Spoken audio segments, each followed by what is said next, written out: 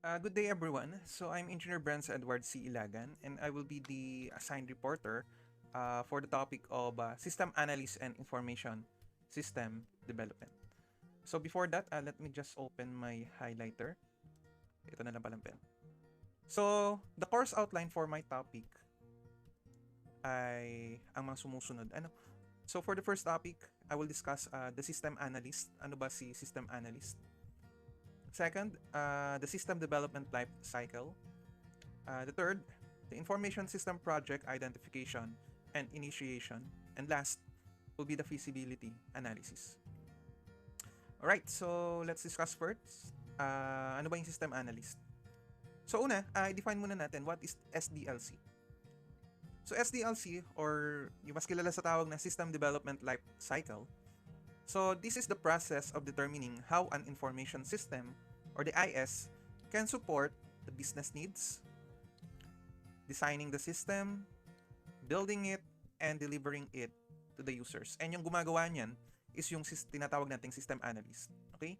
So ang system analyst, guys, so this is the key person in the SDLC, from which they are the one who analyzes the business situation, okay, which identifies the opportunities for the improvements, and design an IS to implement the improvements. Okay? So as a system analyst, so ito yung mga main function mo. Okay? So una, they should be a key role player in IS development. So ano ba yung ibig sabihin natin doon? So the system analyst plays a key role in the development of IS project. The system analyst also works closely with all the project team members so that the team develops the right system in an effective way. So they are working closely with the project team. Alright? So next, system analysts must also have the understanding on how to apply the technology in order to solve the problems. So they should know how to apply the required technology to solve a given problem. And last, they must serve as a change agent. So ano ba yung change agent na tinatawag? So change agent are the one who identify organizational improvement needed, design system to implement those changes, and to train and motivate the others to use the said system. Okay? So next, what are the skills required para ikaw ay maging isang effective system analyst? So first of that, you must have a technical skill. So when we say technical, they must understand the technical environment, the technical foundation, and technical solution. So in short, they must have both the technical knowledge and the technical skills. Aside from that, they must have knowledge and skills about business. So they must understand how the IT can be applied to business situation. Okay? So they must have both business knowledge and the business skills. And last is yung sa people knowledge and people skills. So ang kabilang sa mga yan ay ang sumusunod. So they have the analytical skills, interpersonal, ayan. So hindi ko nagaganda yung sulat ko at sadyang pangit na. We have management also, and ethical skill. So kailan ba masasabi na ang isang system analyst have an analytical skill? Ayan. So they must be problem solvers. So para masabing analytical ka, analytical thinker, so dapat you can solve problems. Next, interpersonal. So alam naman natin yan. So communication. So they must communicate effectively. And next, management. So they must also know how to manage people and to manage pressure and risk. So lagay na lang natin from the term itself, management. So they must have managing skills. And ethical, so they must deal fairly, honestly, and ethically with other project members, manager, and system user. So nandiyan yung word na fair, honest, and ethical. So these are the people knowledge and people skills na dapat meron ang isang system analyst. So as a system analyst, these are their roles in a given team. So as a business analyst, so they must focus on the IS issue, on the information system issue surrounding the system. Next, as a system analyst, so they must focus on the business issues surrounding the system. When we say infrastructure analyst, so they must focus on technical issues. So more of technical issues ito. And next, the change management analysis or analyst. So they must focus on the people and the management issues surrounding the system installation. And last, as a project manager, so they must ensure that the project is completed on time and within the given budget, and that the system must deliver the expected value to the organization. So guys, ito yung mga common paths for a system analyst. So itong mga solid line na yan. So ito yung mga common path na pwede nilang puntahan. And yung last common path, so yan yung mga naka-dash or yung broken line natin. So nahati siya sa dalawa. Una is for the entry-level business function specialist. Okay? And yung pangalawa, so that is the entry-level programmer analyst. Okay? So, dyan sa mga yan, pwede ka maging requirement analyst. You can be also a business analyst, system analyst, and infrastructure analyst. And then the next level will be, you can be a change management analyst. You can also be a project manager and a software architect. So those are the common career paths for a system analyst. Alright? So next topic that we're going to discuss, the system development life cycle or yung SDLC. So for this, meron tayong 4 fundamental phases of SDLC. So from an idea, so syempre, kailangan mo muna mag-planning, first step, and then analysis, the design, the implementation, and then last, so kung ano naman yan, kung walang mali, so a system success. So each of the phase is composed of steps, okay, which I will going to discuss as we progress with the report, which rely on techniques that produce deliverables. So the first step is the planning phase. So this phase is the fundamental process of understanding why an information system should be built and determining on how the project team will go about building it. So ito yung mga common questions na dapat nasasagot during the planning stage. So during the planning phase, meron tayong 2 steps, alright? So the first one is the project initiation. And the second step, so ito na yung project management. Okay? So ito yung dalawang step or dalawang ginagawa during the planning phase. So ano ba yung ginagawa during the project initiation? So during the project initiation, the system business value to the organization is identified, or how will it lower the cost or increase the revenues. Okay? Next, during the project management naman, the project manager creates a work plan. Okay? So dito gumagawa ng work plan. Naglalagay siya ng stuff dun sa project mo and put technique. Okay? Put techniques in place to help the project team control and direct the project through the entire SDLC. Right? So yung project initiation again, so the system's value, the system's business value to the organization is identified. Okay. Next phase is the analysis phase. So the analysis phase answers naman the question, who will use the system? Sino bang gagamit ng ating system? So ito yung sumasagot sa mga tanong na who, sinong gagamit ng system?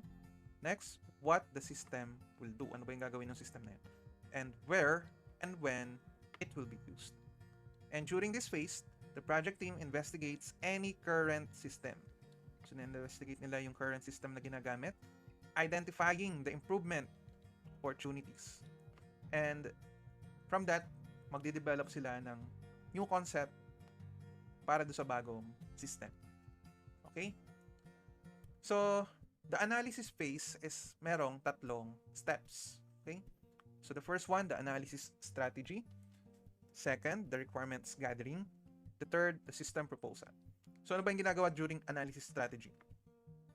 So, this is developed to guide the project team's effort, and this includes a study of the current system and its problem. So, study of the current system and its problems, and envisioning ways to designing a new system. Meanwhile, under requirements gathering naman, the analysis of this information leads to the development of a new concept for a new system. So this concept is used to build a set of analysis models. Okay, so under requirement gathering, so dun nga ito, this leads to the development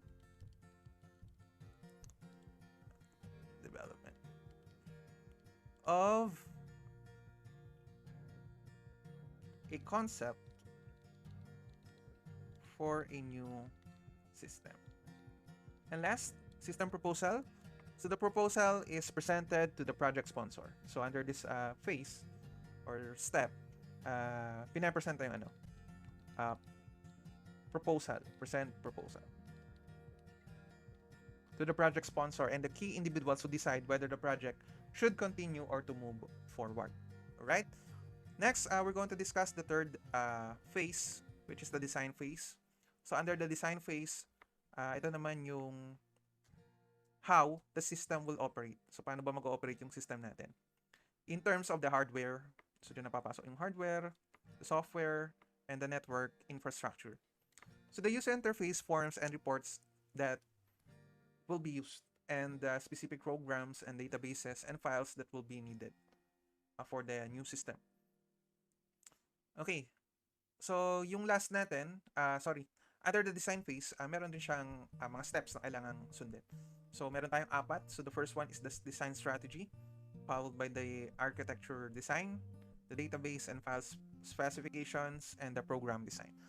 So for the design strategy, so this clarifies whether the system will be developed by the company or outside the company. So kung sarili bang kumpanya nyo or ipapagawa nyo sa labas. Okay?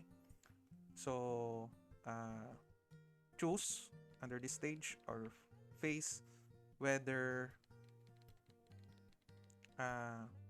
yung system mo will be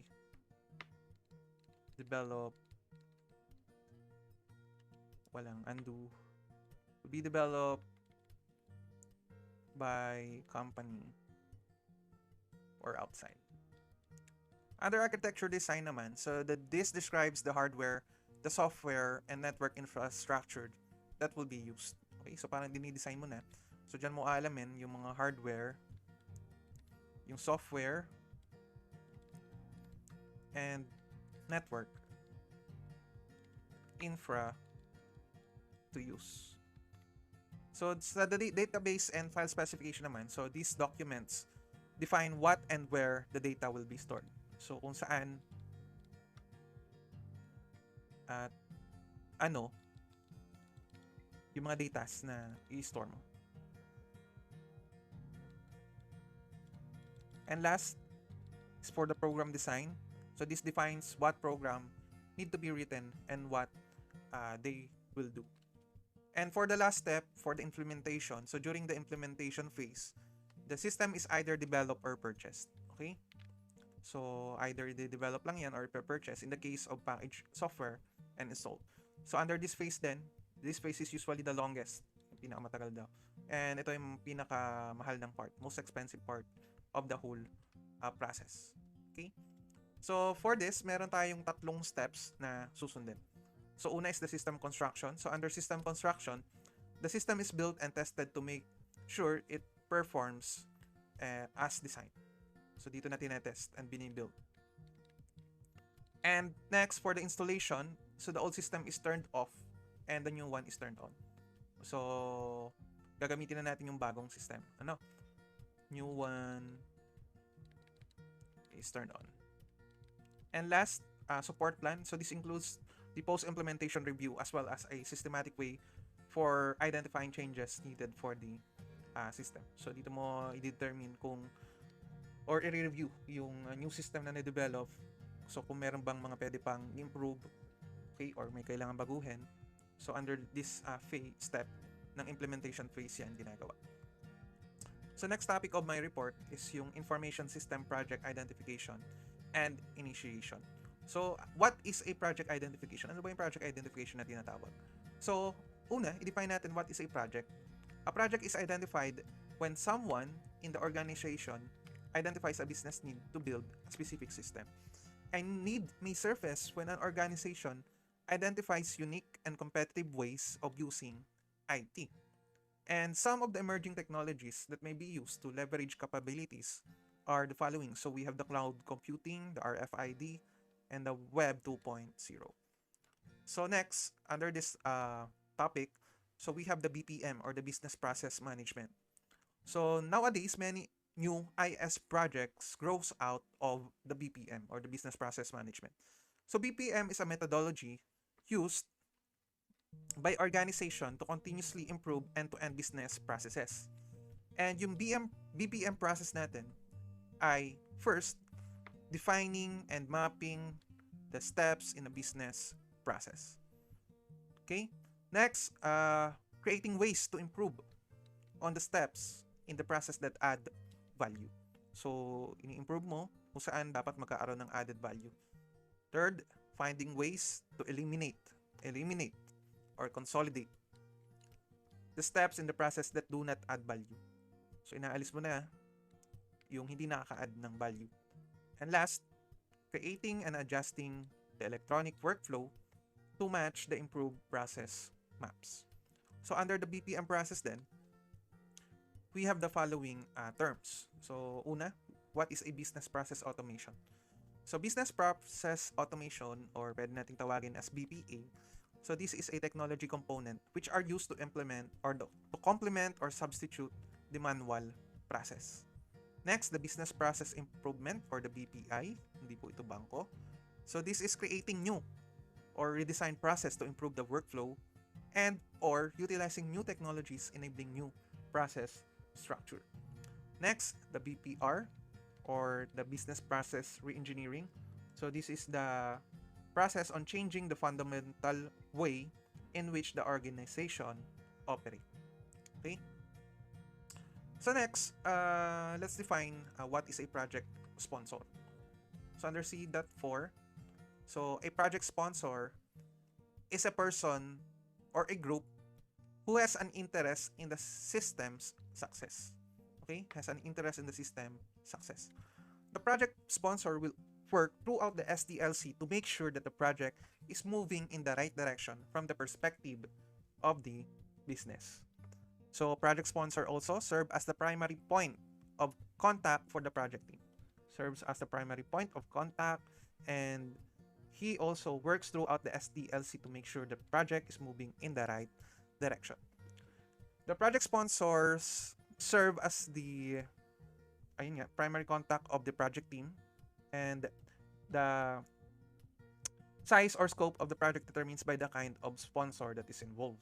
The project sponsor also has the insights needed to determine the business value that will gain from the system. So, meron siya ng mga insights to determine the business value. Okay?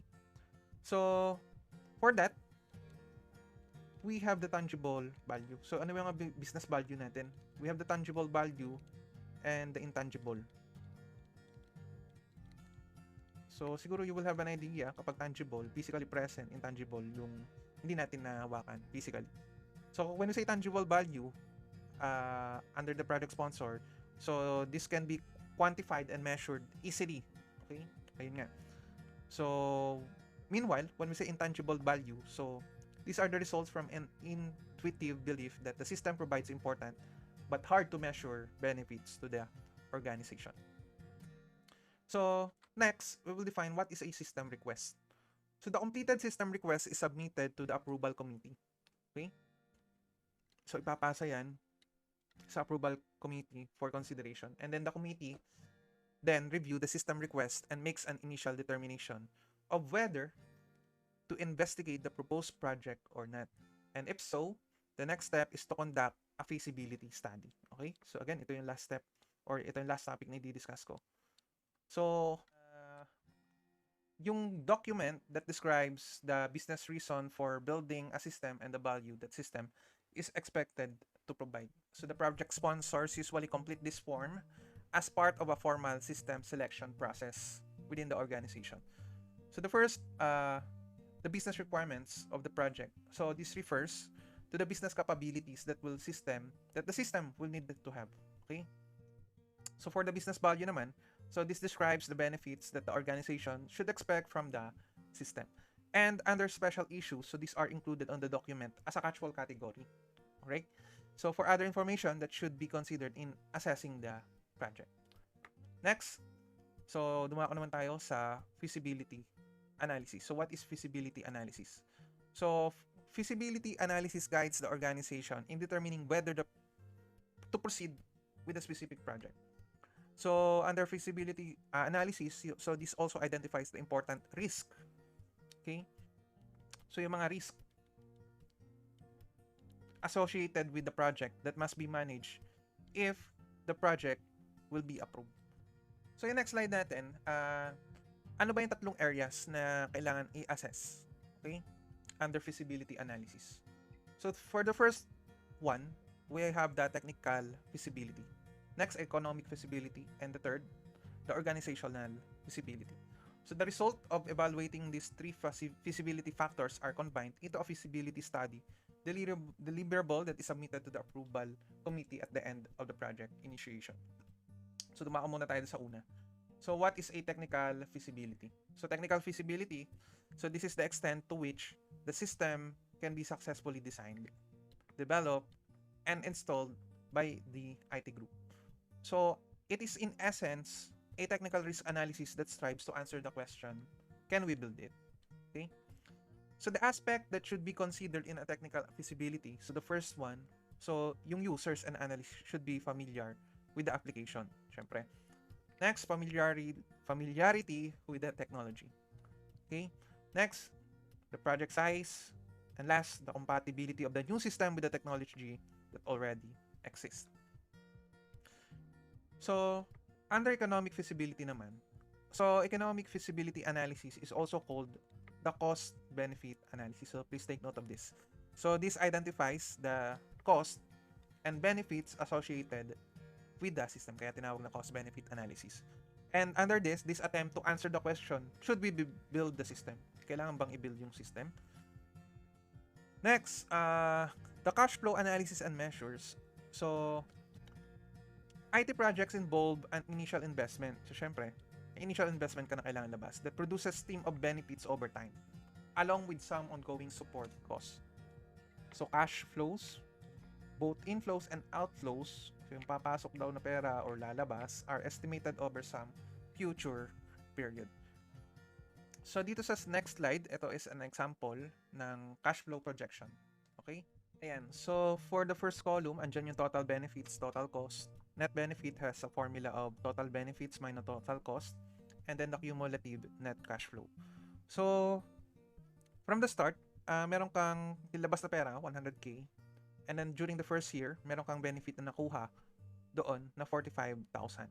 And yung total cost is 10,000. Therefore, to solve for the net benefit, so, isubtract mo lang itong dalawa, 45 minus 10, so that is 35. Meaning, yung cumulative net cash flow mo, so that is just the difference of these two, 100 minus 35. So, that is, kumbaga parang negative 65 ka pa. Okay? Hindi ka pa nakaabawi with your initial investment. During the second year, ayan, so meron ka ng total benefit of 50,000 and the total cost, so that is 12,000. Therefore, the net benefit, so that is just the difference of this 50 minus 12, so that is 38. Okay? And if you're going to subtract that from the cumulative net cash flow during the last year, so 65 minus 38, so that is 27, and so forth. Okay? So, next, the common method for evaluating a project's worth. So, meron tayong tinatawag na ROI, or yung return of investment. And we have also the break-even point, or pwede nating tawagin na BEP. So, for the return on investment, or ROI, that is the total benefits minus yung total cost divided by the total cost. And yung break-even point natin, guys, so this is the point at which the total cost and total revenue are equal. Kung break-even ka na, nabawi mo na. Pero ito yung point na 0-0 lang. Wala pang, kumbaga sa net cash flow dito sa diagram. Ito kasi, syempre, may nilabas kang pera dito. So, negative pa yung graph mo. Okay? So, pagdating mo sa break-even point, siya ka pa lang mag-start na magkaroon ng parang income as the time progress along the x-axis. Okay, so next, discounted cash flow technique. So, the discounted cash flows are used to compare the present value. So, I don't know if you're still familiar sa ating engineering economy of all cash inflows and outflows for the project in the today's dollars term. So, we have a formula na PB. So, ito yung present value natin. So that is equals lang sa cash flow amount over the quantity of 1 plus the rate of return raised to n. Meanwhile, the net present value, so this is just the difference between the total present value or yung PB of the benefits and the total PB of the cost. So if gagawin mo siyang into a formula, so that is equals lang sa PB, lagyan ko na lang ng sub B para sa benefits, and then minus PB of the cost. Okay? So, ito yung example natin. So, discounted cash flow projection. So, ayun. Dito sa first column, andyan yung total benefits, PB of the total benefits, the total cost, and the PB of the total cost. So, ipakita lang natin kung paano siya nangyaring ganyan. So, kunin ko lang yung calculator. Meron akong virtual calculator dito. Okay, so for this example, we're going to apply the formula dun sa kanina. Saan ba yan? Yung PB or the present value is equals to the cash flow amount over 1 plus the rate of return raised to n. But I think itong problem, may kulang yata yung rate of return.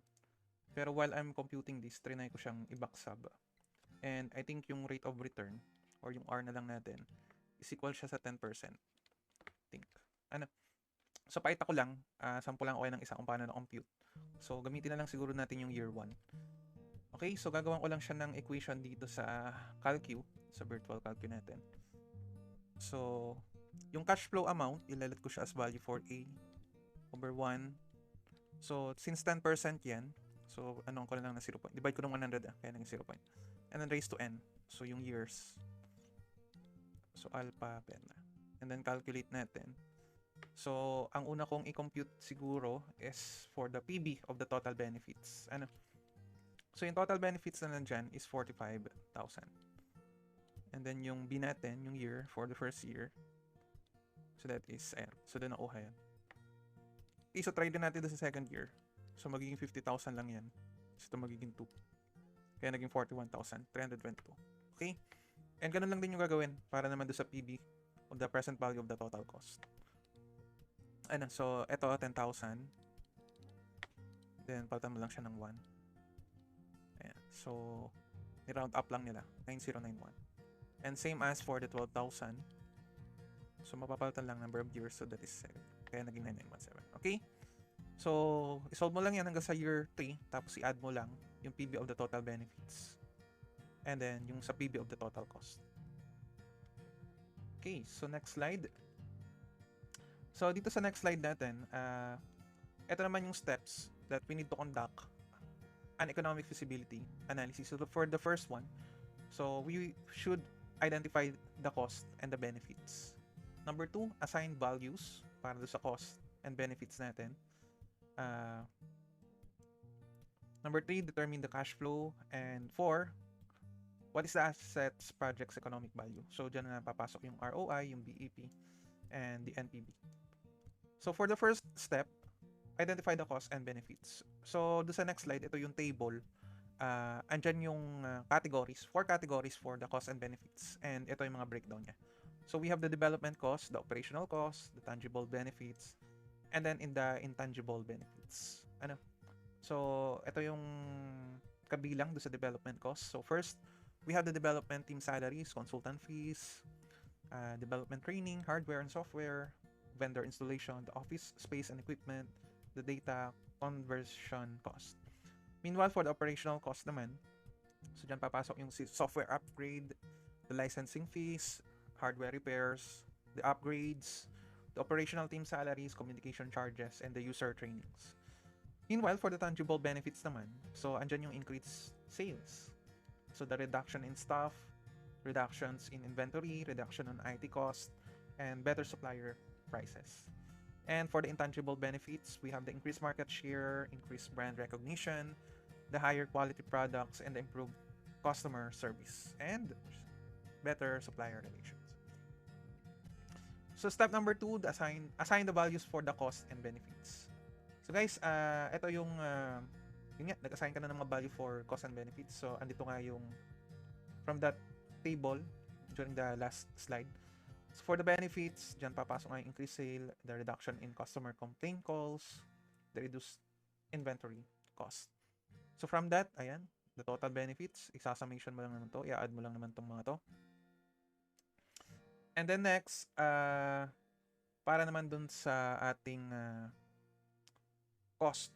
Okay? So, dyan papasok yung mga development cost. Yung una nga natin na eto. So, for the development cost, yan, 2 servers at $125,000. The printer, software licenses, server software development. For the operational cost, so dyan nga papasok yung hardware, software. So, ayan, sinamation lang nila yung total development cost and operational cost. And yung total cost, ayan, pinagsama lang yung dalawa. Operational and development cost. Okay? So, ito, formula lang naman po ito. Ayan. So, once the type of costs and benefits have been identified, the system analysts need to assign specific dollar values to them. So, ito na nga yung dollar values na naka-assign sa inyo. Step number 3, determine the cash flow. A formal cost-benefit analysis usually contains costs and benefits over a selected number or years to show the cash flow over time. So, under this, determine the ROI, determine the BEP, and determine the NPV. So, again, from the example earlier, so ito lang siya. So, dyan na nga kinumpute yung tatlo. Yung ROI, yung BEP. Yung ROI, I think, pinakita dito sa una. Return on investment, and then yung break-even point. Okay? And, para naman dun sa NPV, so ito siya. Ayan. So, that is just the difference of the two. Yung PB, the present value of the total benefits, and the PB of the total cost. So, ito yung ginawa natin kanina din. So, hindi ko na ipapakita. So, organizational feasibility. So, organizational feasibility of the system is how well the system ultimately will be accepted by its user and incorporated into the ongoing operations of the organization. So, there are many organizational factors that can have an impact on the project, and seasoned developers know that original feasibility can be most difficult feasibility dimension to assess. In essence, an organization feasibility analysis is to answer the question, if we build it, will they come? Right? So one way to assess the organizational feasibility is to understand how well the goals of the project align with the business objectives and organizational strategies. Okay? So how well align sa business objective and organizational strategy. A second way to assess the organizational feasibility is to conduct stakeholder analysis. Ayan. So, ang stakeholder, so this is a person or a group or organization that can affect a new system. So, andyan papasok yung project champion, the system users, the organizational management, and other stakeholders. So, to summarize my topic, so, una, again, balikan natin. The system analyst is the key person in the development of information system. And the system development life cycle consists of 4 stages. So, again, yung planning, analysis, the design, and implementation. And next, the project identification and initiation. So, this recognizes a business need that can be satisfied through the use of information technology or yung IT. The system requests describe the business value for an information system. And a feasibility analysis is used to provide more detail about the risk associated with the proposed system. Okay, so that ends my report. I hope guys may natutunan kayo, and bahala na si Ma'am Badet mag-explain, or kung may nakalimutan man ako na i-discuss or may maidadagdag si Ma'am. Ayan. So I hope may natutunan mo lahat, and thank you for listening. So peace out.